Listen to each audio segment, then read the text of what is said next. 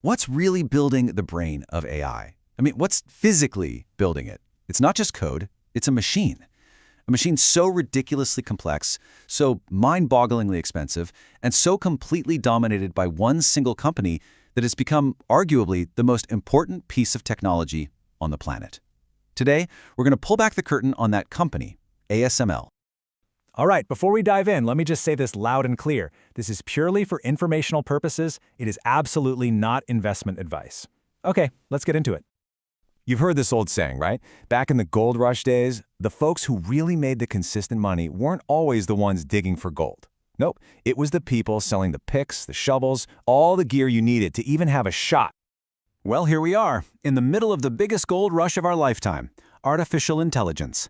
And while everyone's racing to find that digital gold, the analyst in me is asking that same old question. Who's selling the shovels? And more importantly, who is selling the one shovel you absolutely have to have? Well, the answer is in the super specialized world of semiconductor manufacturing. The industry is called Wafer Fab Equipment, or WFE for short.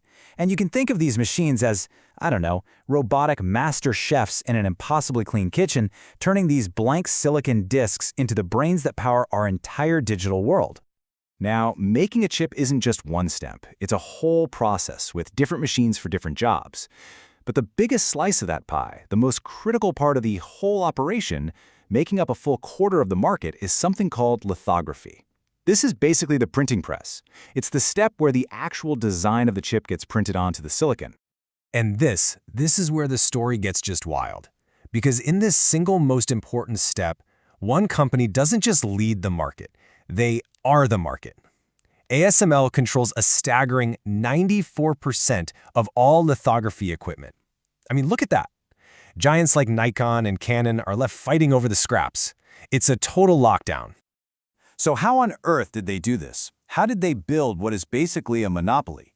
Well, they solved a problem that literally stumped the smartest people in the industry for decades. And they did it with a piece of tech that sounds like it's straight out of science fiction.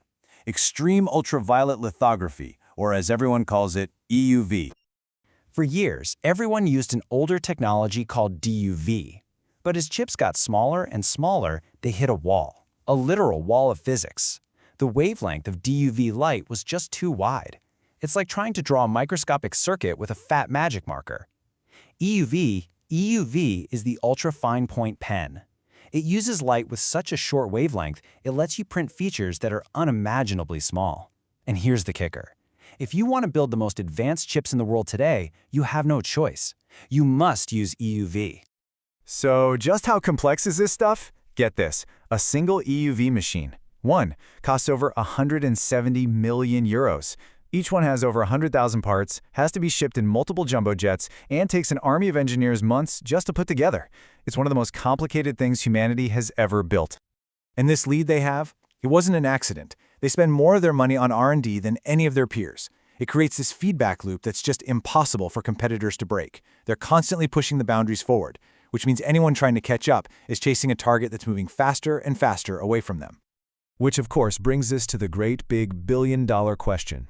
If this thing is so valuable and so important, why doesn't somebody just copy it? Let's talk about the risk of someone actually replicating this.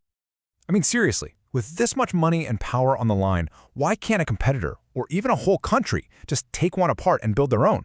Well, the answer is that ASML is protected by what you might call the deepest, widest competitive moat in modern technology. It really boils down to four huge barriers. First, their customers are completely locked in. Companies like TSMC and Intel have spent billions developing their manufacturing recipes specifically for ASML's machines. Switching is just not an option. Second, you can't just buy decades of trial and error. The institutional knowledge here is immense. Third, the supply chain is a masterpiece. ASML doesn't build everything themselves. They coordinate hundreds of specialist partners from all over the world, an ecosystem that took years to perfect and that no one else can access. And finally, the physics itself is just insane. Creating a stable, powerful source of EUV light is a monumental engineering challenge that no one else has solved. Okay, so we have this unbelievable monopolistic technology. So what? How does this all circle back to that AI gold rush we started with? This is where we connect the dots and see how this amazing tech translates into real demand. The logic is actually super straightforward. Step 1. The AI revolution needs more and more powerful chips. Step 2. More powerful chips mean you have to cram in more and more transistors. Step 3. To do that, you need to print more and more layers on each chip using EUV. And step 4, more EUV layers means chipmakers need to buy more EUV machines from the only company that sells them. And hey, this isn't just a theory. You can see it right here in the numbers. A few years ago, a 7-nanometer chip needed maybe 5 EUV layers. Then at 5 nanometers, it jumped to 15 layers. And for the next-gen 2-nanometer chips that will power the future of AI, we're talking 25 layers or more. The demand for this technology isn't just growing, it's compounding. So let's just put a bow on this whole thing. ASML is the one and only supplier of the single most essential tool required to build the advanced chips that power the entire AI revolution. They're not just selling shovels in the gold rush, they're the only company on the planet that even knows how to forge them.